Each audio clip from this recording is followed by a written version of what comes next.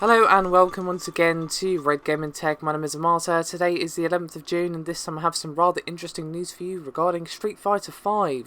Now of course, as we all know, the big reveal for Street Fighter V is due at E3 this year. However, some details have arrived early with thanks to Gematsu, who pulled data from the latest issue of Shortlist. And well, what information did they gather? Well, they are reporting that Street Fighter V will be getting a new gauge by the name of the V gauge, which will fill as you take damage. Once the gauge is full, you can utilise the V-trigger move. Examples include Chun-Li's attacks powering up, or Nash using short-range teleports for surprise attacks.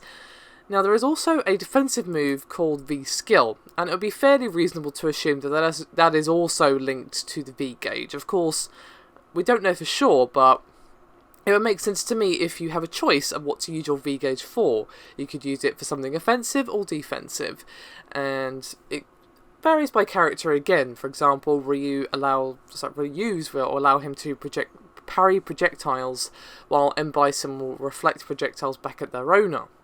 And there's also something by the name of Critical Arts, which is multi-hit attacks unlock when you dish out enough damage to fill the EX gauge. And as well as this, there's also a new stage called King's Cross Station, and it is very much a UK-inspired level. And the description mentioned Queen's Guard soldiers, and well, if you look at the screenshots, which I will link a couple in the description below this video, yeah, it's obviously supposed to be a UK-based level.